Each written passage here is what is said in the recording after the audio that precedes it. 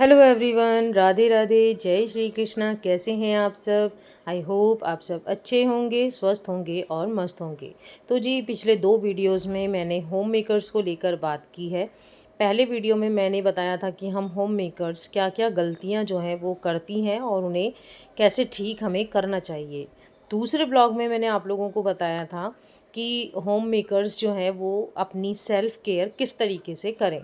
तो जब home makers को लेकर वीडियो की सीरीज़ चल ही रही है तो मैंने सोचा कि क्यों ना मैं आज आपके ब्लॉग में ये शेयर करूं कि हम होम मेकर्स अपने काम को, जो हम सारा दिन इतना हार्ड वर्क करती रहती है ना, पूरा दिन जितना ज़्यादा हम मेहनत करती हैं, हम इस हार्ड वर्क को ना स्मार्ट वर्क में कैसे कन्वर्ट करें।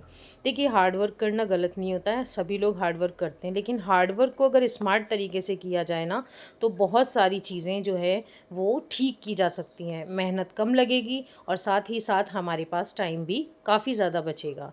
तो चलिए करते हैं आज के ब्लॉग की स्टार्टिंग। तो सबसे पहला पॉइंट है, अपने काम को ना एक प्लानिंग और रूटीन के साथ में कीजिए। देखिए, हमारे दिन के काम ना फिक्स होते हैं, कुछ बेसिक काम होते हैं जो फिक्स होते हैं, लाइक क्लीनिंग, डस्टिंग, है ना, मॉपिंग, इसके अलावा कुकिंग। तो कुछ चीज़ें हैं जो कि बिल्कुल फिक्स्ड हैं।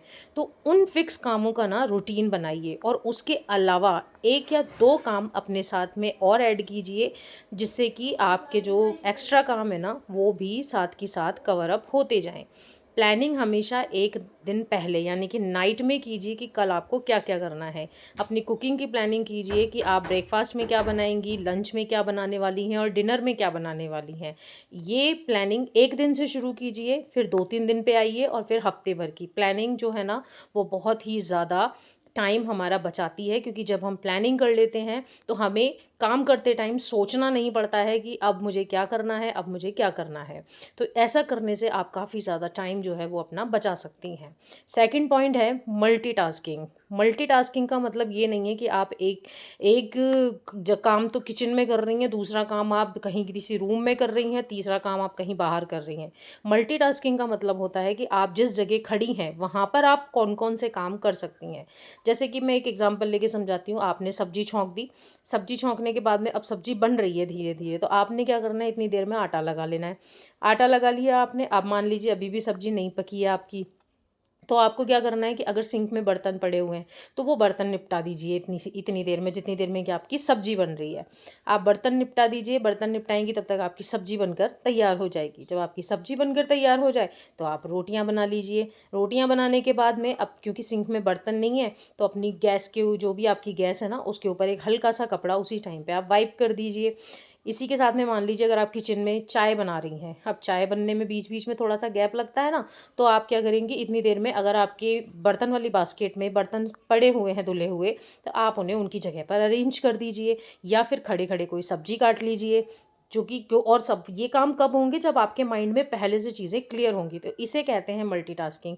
एक ही जगह पर खड़ी होकर आप उस जगह के कितने सारे काम निपटा सकती हैं। तो इस चीज़ को थोड़ा सा ध्यान देंगी ना तो आपको पता चलेगा कि आप एक कम टाइम में काफ़ी ज़्यादा काम जो है वो एक साथ निपटा पा रही हैं। थर्ड पॉइंट आता है स्मार्ट स्टोरेज और ऑर्गेनाइजेशन। देखिए, हमारे घर में जितनी भी चीज़ें होती हैं ना, उन सब की एक फ़िक्स जगह होनी ही चाहिए। स्मार्ट स्टोरेज से क्या मतलब है कि हमारी किचन में जितनी भी चीज़ें रखी हैं वो इस तरीके से रखी होनी चाहिए कि हर किसी को वो चीज़, जब आप मतलब कहीं बाहर हैं या कहीं पर हैं, तो आप केवल इतना बता देना कि ये चीज़ यहाँ रखी है, तो वो उस इंसान को वो चीज़ वहाँ मिल जाए।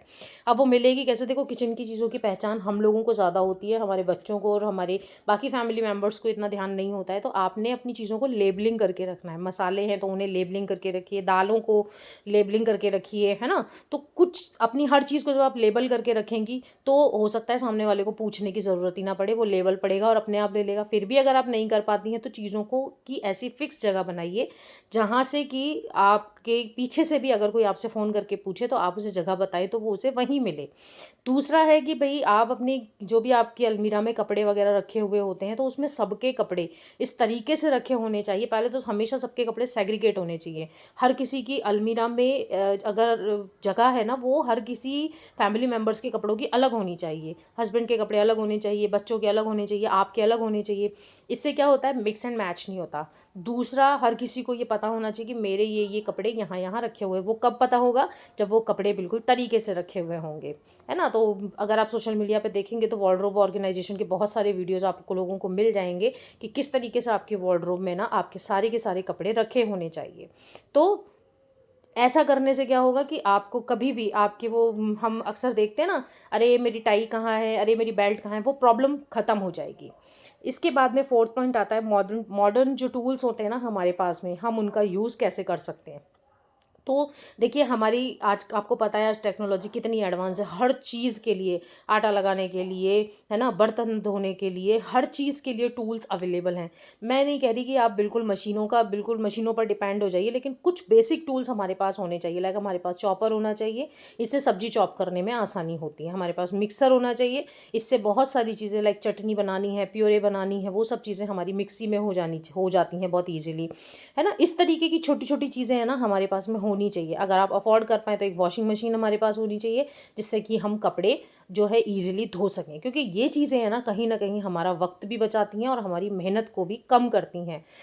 इन सब चीज़ों की को जब आप थोड़ा गौर से देखेंगे ना, तो ये सब चीज़ें हमारा वक्त ही बचा रही हैं। आप पहले पॉइंट से अगर देखेंगे ना, तो ये सब चीज़ें हमारा टाइम बचाने के लिए ही हैं, क्योंकि हमारे पास अक्सर ये शिकायत होती है कि हमारे पास तो टाइम बचता ही नहीं है। तो हमें टाइम, देखिए टाइम कभी बचता नहीं है, टाइम को बचाना पड़ता है, उसे निकालना पड़ता है उन कामों के लिए जो कि हम टाइम ना होने की वजह से कर नहीं पा रहे हैं। तो आपने ध्यान रखना है कि आपके घर में कुछ बेसिक टूल्स होने चाहिए। आजकल आपको पता है पोछे के लिए मैजिक मॉप वगैरह कितनी सारी चीज़ें हैं, वैक्यूम क्लीनर वगैरह है। बहुत महंगी चीज़ें अफोर्ड नहीं कर सकते, तो छोटी छोटी चीज़ों को अपनी डेली लाइफ में, अपने डेली रूटीन में आप लोग शामिल कीजिए। ऐसा करने से, क्योंकि देखो सीधी सी बात है, किचन में काम एक घर की गृहिणी करती है, तो गृहिणी के लिए है ना, उसको ध्यान रखना है कि उसका काम कैसे ईजी हो सकता है, वो कितना ज़्यादा काम जो है ना वो मशीनों की हेल्प से ले सकती है ना। तो और घर के बाकी लोगों को भी उन टूल्स की जानकारी होनी चाहिए, ताकि वो भी कभी आपके पास में बहुत ज़्यादा काम है तो उन टूल्स का यूज़ करके घर के काम में आपकी हेल्प कर सकें। हमारा नेक्स्ट पॉइंट है यहाँ पर, जो last but not the least, break लेना, छोटे छोटे ब्रेक्स लेना। कंटिन्यूअस काम करने से सिर्फ और सिर्फ आपकी एनर्जी ड्रेन होती है। आप सोचें कि भाई मैं 2-3 घंटे लगातार काम कर लेती हूँ, उसके बाद में रेस्ट करूँगी, तो वो आपको ज़्यादा थकाने वाला काम हो जाएगा।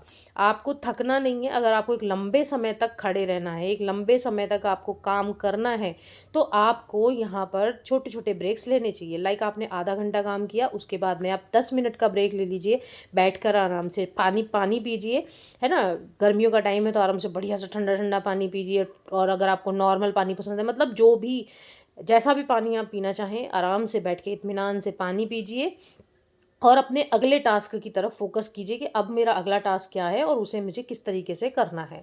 जब आप इस तरीके से छोटे छोटे ब्रेक्स लेकर काम करेंगी, तो आप देखेंगे कि आपकी बॉडी में थकान बिल्कुल भी नहीं होगी और आपके सारे के सारे काम कंप्लीट हो जाएंगे। ऐसे में अचानक से अगर आपका कोई प्लान चेंज भी हो जाता है, मान लीजिए अचानक से आपको पता चले कि मेरे घर पे तो गेस्ट आने वाले हैं, है ना, तो ऐसे में आपको चिड़चिड़ी नहीं चढ़ेगी। मतलब ये नहीं लगेगा कि अरे यार सुबह से लगी हुई हूँ, इतना सारा काम कर रही हूँ और अब ये जो है मेहमान आ रहे हैं, तो वो चीज़ आपको बिल्कुल भी फील नहीं होगी अगर आप छोटे छोटे ब्रेक लेकर काम करेंगी। क्योंकि ये जो ब्रेक्स होते हैं ये हमारी बॉडी को रिचार्ज करने का काम करते हैं। तो आपने छोटे छोटे काम है उनको अपने ब्रेक्स ले लेके काम को करना है। तो ये थे हमारे आज के 5 पॉइंट कि आपको अपने हार्ड वर्क को स्मार्ट तरीके से कैसे करना है। प्लानिंग बनानी है ना, अपने रूटीन की, जो भी आपका रूटीन है उसकी प्लानिंग बनानी है, और आपको मल्टीटास्किंग करनी है, स्मार्ट स्टोरेज और ऑर्गेनाइजेशन करना है, मॉडर्न टूल्स का यूज़ करना है और छोटे छोटे ब्रेक्स लेने हैं। मैंने रिपीट कर दिए हैं पाँचों पॉइंट। और अगर आपको इसमें से कोई भी चीज़ नहीं समझ में आई हो, आप चाहें कि किसी पॉइंट के ऊपर हम और विस्तार से बात करें और अच्छे से डिटेल में बात करें, तो आप लोग मुझे कमेंट कर दीजिएगा। हम फिर किसी वीडियो में उस चीज़ को लेकर अच्छे से खुल के बात करेंगे। तो जी, ये तो था आज के वीडियो का टॉपिक। और अब मैं आप लोगों के साथ में बताती हूँ कि आज के व्लॉग में क्या चल रहा है। सुबह से मैं पूजा पाठ वगैरह जो है, अपना साफ़ सफाई, ये सब काम निपटाने में लगी हुई थी। दोपहर का टाइम है, इस टाइम पे मैं बना रही हूँ खाना। अभी बीच में आप लोगों ने एक रेसिपी देखी होगी, वो ना एक एनर्जी बूस्टर रेसिपी मैं बोल सकती हूँ। जैसे कि जो यूपी से होंगे वो जानते होंगे कि हरीरा एक चीज़ होती है। वैसे तो ये चीज़ हर जगह बनती है, बट नाम अलग अलग हो सकते हैं। कि जैसे प्रेग्नेंट लेडीज़ होती हैं, उसके बाद में उनको एनर्जी दिलाने के लिए, मतलब उनमें एनर्जी आ जाए और उनके पेट की साफ़ सफाई अच्छे से हो जाए ना, उसके लिए हरीरा बनाया जाता है, जिसमें खूब सारे ड्राई फ्रूट्स डाले जाते हैं, हल्दी डाली जाती है, सौंठ डाली जाती है ना, घी डाला जाता है। इस तरीके से बहुत सारी चीज़ों के साथ में हरीरा बनाया जाता है, बट वो प्रेग्नेंट लेडीज़ के हिसाब से हो गया।